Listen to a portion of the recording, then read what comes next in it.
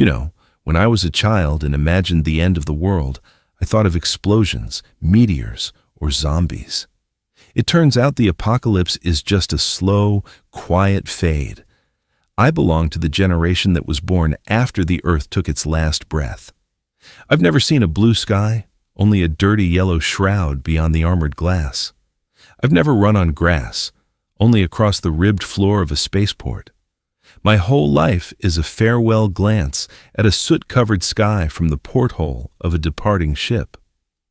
We called ourselves the Children of Ash, and it wasn't poetic exaggeration, it was our diagnosis. We carried with us not only gene banks and technology, but also a heavy, crushing sense of guilt for leaving behind a lifeless wasteland we once called home. The journey lasted an eternity.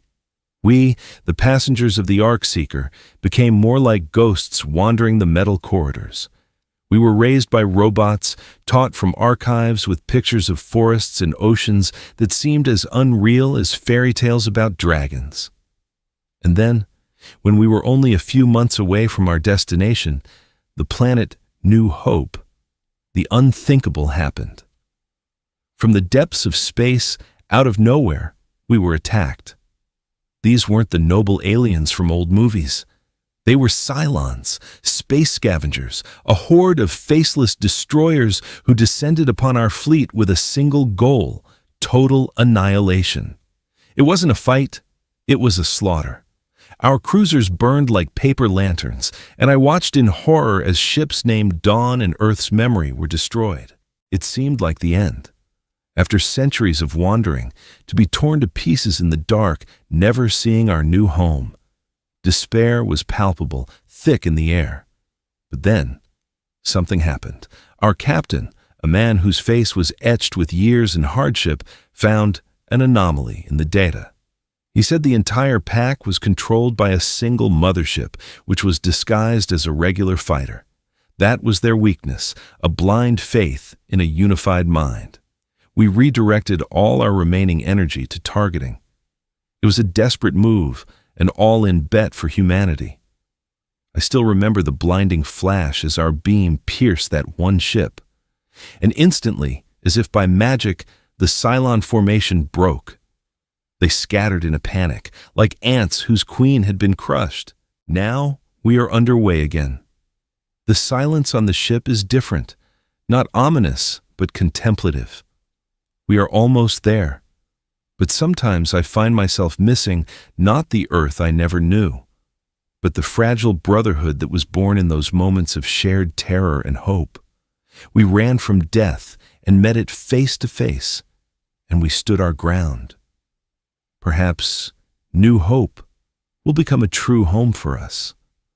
Or perhaps home is simply the people you've been through hell with and the small flicker of life you've managed to carry through the cold of space. We will not let anyone take that flicker from us again.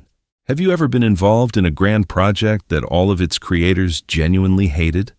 The construction of our fleet, these gleaming leviathans, was exactly that. We called them arcs, but among ourselves, tin cans. My tin can was called Seeker 7. I was part of the engineering team, and my job was literally to screw bolts onto the internal frame panels. Imagine the huge anthropomorphic body of the ship, and inside, thousands of people scurrying like ants with wrenches. It was the most monumental and most heartbreaking sight in history. We were building our own coffins that were meant to be our salvation, and we joked that our main mission wasn't to survive, but to make sure the bathroom hatch wouldn't fall off during the first maneuver. I remember the day we left. It wasn't a beautiful, ceremonial launch like in the movies. It was an escape. Gray sky, acid rain, and these monsters, one after another, roaring as they broke from the ground, leaving behind only scorched launch pads and mountains of junk, all that remained of us. Inside, there was chaos. Half the systems were running in test mode, pipes were leaking somewhere, and drafts smelling of ozone and fear swept through the corridors. We, the tech crew, became the most important people on the ship, because only we knew where the specific magical valve was that you needed to kick to restore oxygen to Sector G. We were both deified and hated at the same time. Months passed, then years. The tin can became home. We learned to live with the perpetual hum of the engines and to know by sound that this faint scrape in compartment 15 was nothing, just metal expansion. But that was serious. We created our strange community of former builders who were now forced to be passengers in their own creation. This led to absurd situations. You'd be walking down the corridor and a woman would stop you and say there was a draft in her cabin. And you remember personally screwing down that panel 10 years ago and know that beneath it is a straight breach to open space that they never bothered to properly seal. And you just advise her to put a cactus there. Looking back now, I realize that these ugly, hastily assembled tin cans became more than just ships to us. They were our reflection, just as patched together from whatever was available, full of flaws, but incredibly resilient. We didn't build perfect arcs. We built floating monuments to our own stubbornness.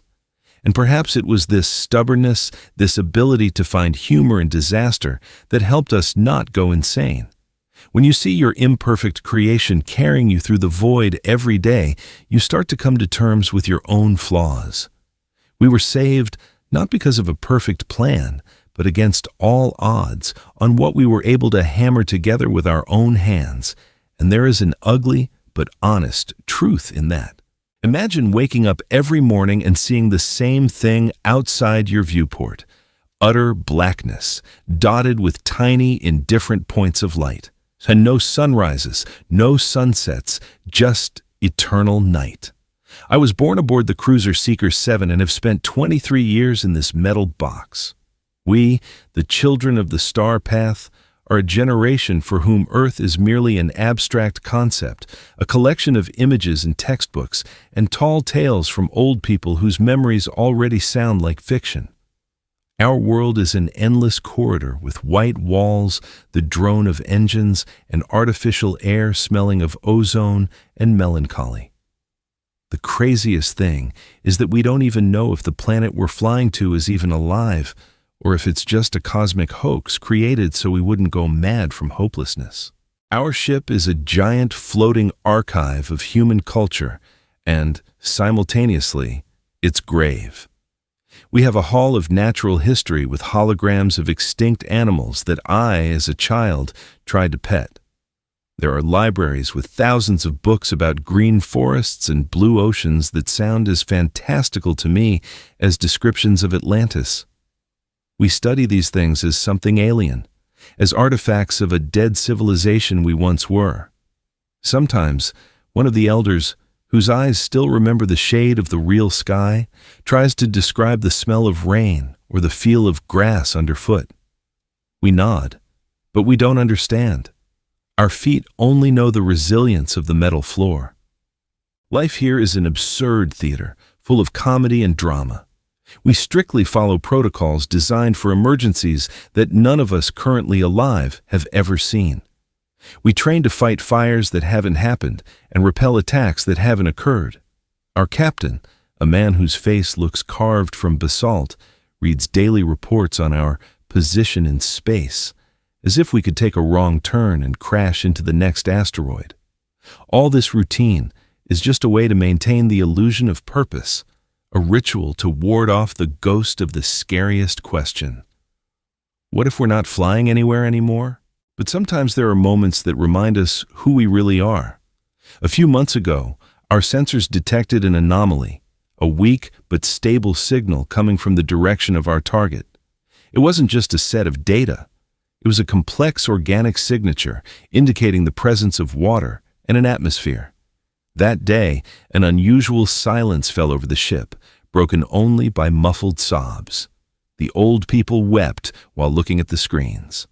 For the first time in our lives, we, the young, saw not an abstract point on a map, but a real place. It was no longer a flight towards a phantom. It became a journey to a doorstep. And now this anticipation, this tremor in my fingertips every time I look out the viewport, is far scarier than the monotonous void. Because soon we will find out whether our faith was justified or if we are merely ghosts wandering in the eternal night. Do you know what it's like to sail somewhere for 100 years and suddenly forget why you're sailing at all? We became the generation for whom the journey turned into the only form of existence. Our ship, this steel cocoon, was not a means to an end, but simply our world. We were born in its sterile corridors, breathed its recycled air, and looked through its viewports at the same stars. New Hope gradually transformed from a real planet into a myth, a bedtime story to comfort the newborn. We stopped believing.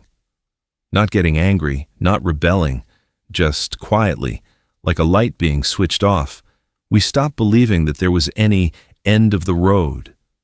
We became cosmic ghosts, doomed to eternally orbit our own indifference. Life followed its absurd routine. We celebrated birthdays, got married, had children, whole generations whose only homeland was this humming metal cylinder. The elders who remembered Earth had long since died, taking with them the memory of a real wind and the color of a real sky. Their stories became as unreal as the legends of Atlantis. We imitated normality with such diligence that it became our second nature. The darkest joke on the ship was, "We've already arrived. The captain just forgot to announce it." We laughed, but there was a bitter truth in that joke. We were lost. And then it happened. Not with a bang, not with fanfare. On a regular morning, as I was drinking my tasteless nutrient shake, a single image appeared on all the ship's screens. It wasn't a diagram or a data set. It was a photograph, a planet. Not a bright spot in a telescope, but a real sphere with the outlines of continents, with swirls of clouds in the atmosphere, and a shade of blue that I had only ever seen in old archival films. An absolute, deafening silence fell around us, unbroken even by the hum of the engines. And then someone quietly, almost fearfully said, "We're home." A collective gasp rippled through the ship, not a shout of joy, but a deep, trembling exhale of 100 years of tension, relief, and terrifying responsibility. Now, only months remain until we reach the destination, and this finish line is much scarier than the entire infinity of the journey, because we suddenly realize that all these years we weren't just refugees, we were an ark, the keepers of humanity's last seed. And that seed is about to fall into new soil. We look at that planet and see not just a new home. We see a gigantic grave for our old Earth and a cradle for something yet unknown. And this burden, this incredible weight of being a bridge between two worlds, finally forces us to wake up from a century-long sleep. We believe again, and that is what makes us tremble with fear. Have you ever seen space tear itself apart? Well, I have. And you know the silliest thing? It happened at the most inconvenient moment.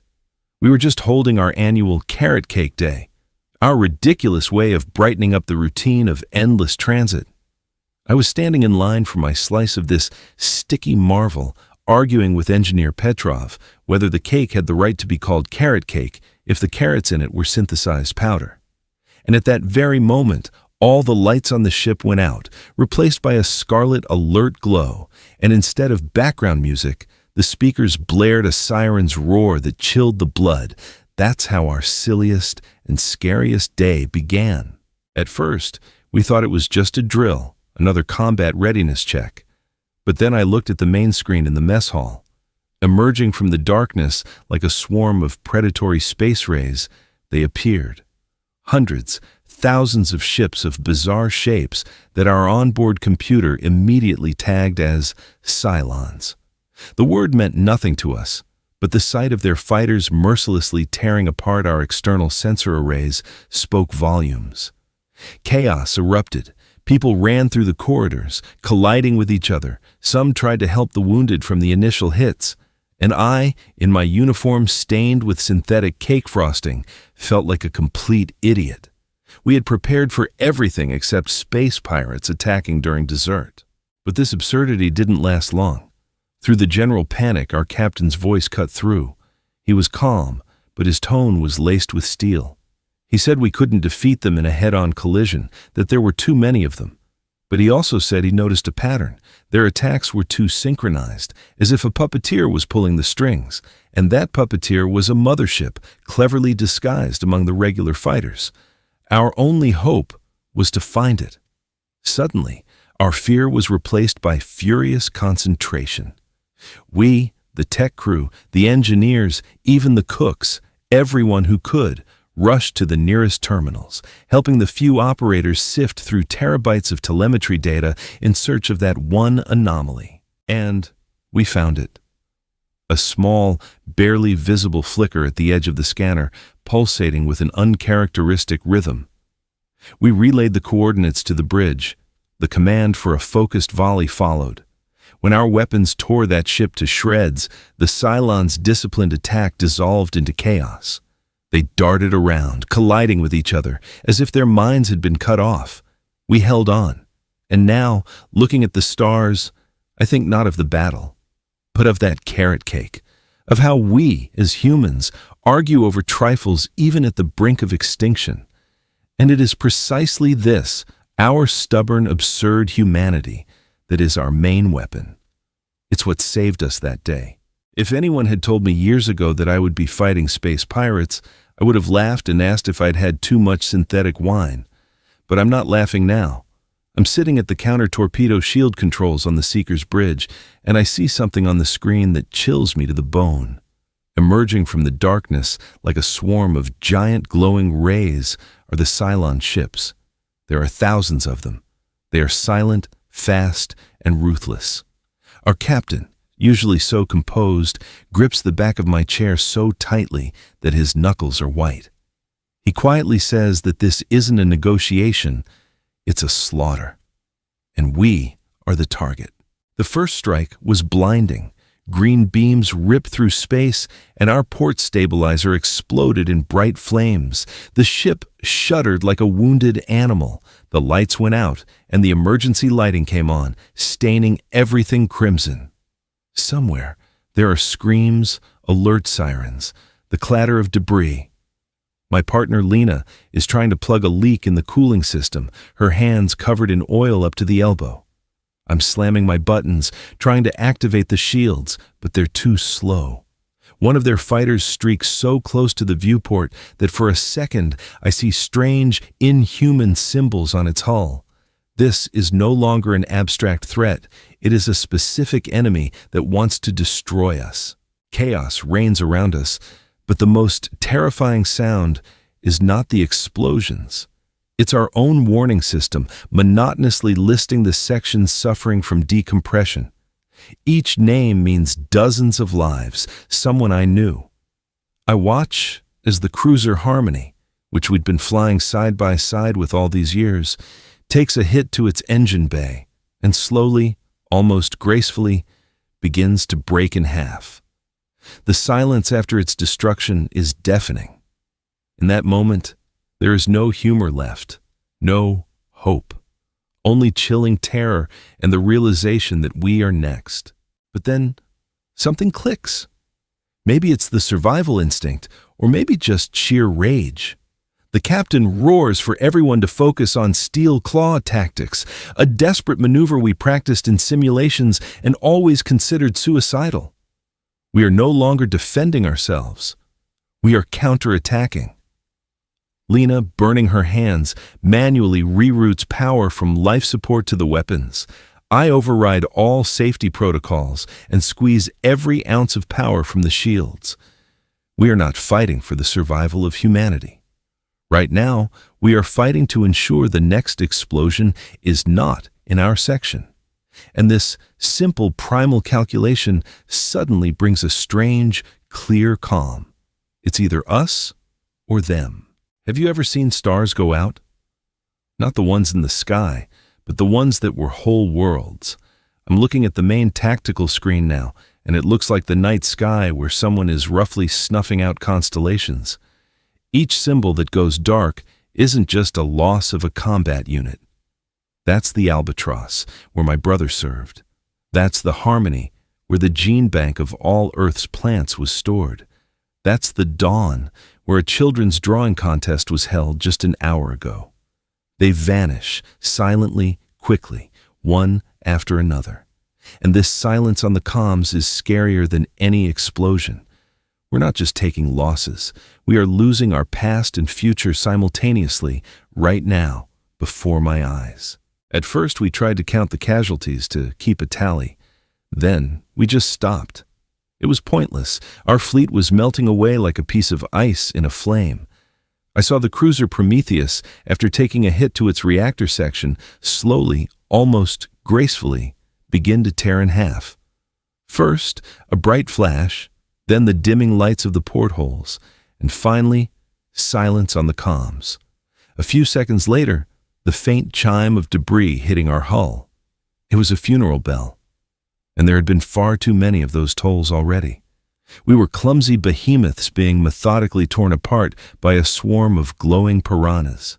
The worst part began later, when the initial shock passed. It was replaced by a heavy, crushing sense of doom. It hung in the air, you could almost touch it. We were witnessing the end, not a fast and heroic one, but the slow, inevitable destruction of everything that was left of humanity.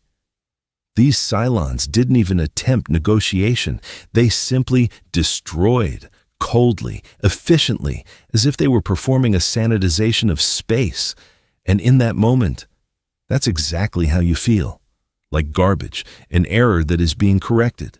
But then I saw the remaining ships, already riddled with holes, their sides breached, begin to converge on some unspoken command. They formed a living shield around our last civilian transports, carrying the women, children, and the few things we managed to save from Earth. No one gave an order. They just did it. And in that moment, something clicked inside me. The despair didn't vanish, but it was pushed aside by a strange, quiet acceptance. If this is the end, then we will face it head on. Not as victims, but as those who protected what mattered to them until the very last moment. And that knowledge gave us more strength than any hope of rescue. Do you know how you find the biggest weakness in a seemingly invincible enemy? Not with supercomputers or high-tech spy probes, but thanks to an old, almost forgotten anecdote that someone remembered at the worst possible time. We were dying. Our fleet was a pitiful sight, burning wreckage where proud cruisers once were. I was looking at the tactical map screen where our symbols were going dark one by one, and I thought this was the end. And then a young intern from the Prometheus, which was miraculously still afloat, broadcast over the general comms. Listen, they're acting exactly like those mutant fireflies from Moon 3, remember? The ones that flew in a swarm until they crashed their leader. In the ensuing silence, it sounded like the silliest joke in the universe. But it was exactly what saved us all. Until that moment, the Cylons had seemed like the perfect war machine. Their attacks were synchronized, precise, leaving no chance. We were firing blindly, expending our last energy reserves. But after that remark, we started looking differently. And it was true. At the center of every attacking swarm was one ship that wasn't firing. It was simply pulsating, emitting strange energy pulses, and in time with those pulses, the entire swarm executed its maneuvers. It was their conductor, their brain. And as long as it was intact, destroying the swarm was virtually impossible. They reformed instantly, covering each other with incomprehensible precision. We could break their periphery, but the core remained untouched. The thing is, finding this conductor in the utter hell of battle among thousands of identical ships was like looking for a needle in a hayfield that was also exploding. We suffered monstrous losses trying to probe their defenses. The cruiser Harmony, at the cost of its own destruction, managed to break closer to the center and transmit data about the pulses. It was a genuine hunt. We, like blind kittens, fumbled in the dark for this anomaly, losing friends, ships, and our last hopes. Every second cost dozens of lives. The irony was that their strength, absolute synchronization, became their greatest weakness. It was enough to take out the one ship to collapse the entire system. And when our scanners finally locked on to that one pulsating mothership, a dead silence fell on the bridge. We realized we had exactly one chance. One single volley with everything we had left. All remaining ships rerouted power to the weapons, leaving shields and life support systems at minimal levels. It was an all-or-nothing gamble, and when our beam pierced that conductor and the disciplined Cylon swarm suddenly turned into chaotic, colliding creatures, I didn't feel joy, only an icy relief. We had survived, at a cost that still keeps me awake at night. And do you know what the turning point in a space battle tastes like? It smells of burning insulation, ozonated air, and sweat, and it sounds like a deafening hooray breaking through the static on the general channel. It all began with a quiet, almost crazy suggestion from our onboard engineer. He said that for such coherence, their motherships, these Cylon brains, must be exchanging data on a specific, very narrow frequency. And if we could find it and send a powerful pulse of noise, it would be like shouting into a person's ear while they're trying to solve a complex equation. The theory seemed insane, but we had nothing left to lose. Our cruiser, the Hephaestus, was one of the few that still had a functional, powerful sensor array. We turned into a giant ear, tuned to listen to the entire spectrum. It was a hellish job, manually cutting out the noise of the battle, the explosions, the screams, trying to find that one, perfectly steady signal. And the chaos continued all around us. Another one of our ships, the Ajax, exploded while covering us. Its demise bought us the final few seconds, and we found it. A faint, almost ghostly, but incredibly stable stream of data emanating from one of the ships at the center of the enemy formation. From there, everything was simple and terrifying.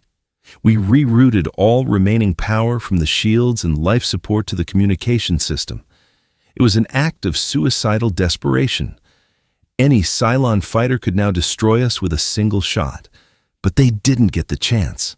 When our powerful, distorting pulse struck that frequency, something incredible happened. The enemy ships, those perfect mechanisms, suddenly froze. They started colliding with each other. Their synchronization had vanished. They looked like a disordered orchestra where every musician suddenly began playing a different tune. And that's when the triumphant cheer of "Hooray!" swept through our ranks.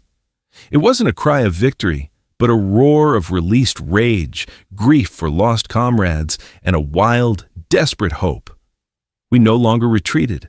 We pushed forward. Every one of our shots was now aimed. We targeted those who tried to restore communication, the new brains the Cylons tried to put forward. We were breaking their system. And seeing the invincible fleet turn into a helpless pile of metal, I realized one simple thing. No technology compares to the sheer audacity of the doomed who have found a weakness.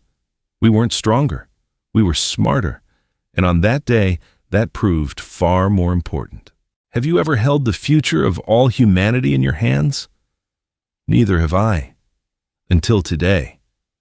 Now it looks like a trembling cursor on a tactical screen, showing the remnants of our fleet against the last, most powerful Cylon ship. We traveled halfway across the galaxy, buried our friends, and learned to fight with these ugly tin cans. And it all came down to this single moment in a nameless sector of space. Either we break through to New Hope now, or we become another cloud of cosmic dust. And the silliest thing is, my nose is itching like crazy, and the spacesuit won't let me scratch it. That's what the apocalypse is like. Our captain, a man who was usually silent as a stone, just addressed all survivors. He didn't talk about duty or glory. He said that the single ship the Cylons had left contained all their central control systems, and that if we destroyed it, the path to the planet would be clear. He also said our chances were about the same as the snowballs in hell, but we're already used to the infernal climate. I look at the scarred hull of our Seeker, at the breaches where you can see space, and I think this ugly bastard can still float, or rather, fly. And now it's going to fly into its final attack. Launching the last torpedoes was unreal. The entire ship shook as if it was about to disintegrate into atoms. We charged straight in, covering each other with the remnants of our shields. The Cylons hit us with everything they had. One of our cruisers, the Hephaestus, took a direct hit and exploded right in front of us. Its debris served as a shield for a few precious seconds. It was their last gift. And then we fired our volley, everything we had left, and watched as that black Cylon Leviathan lit up from within with the fire of explosions. The silence that followed was deafening. Now we are flying toward the planet. It hangs in the viewport, blue, green, real. And I still can't scratch my nose. But now, it's even funny. Because somewhere down there will be grass, and if we're very lucky, maybe even mosquitoes to complain about.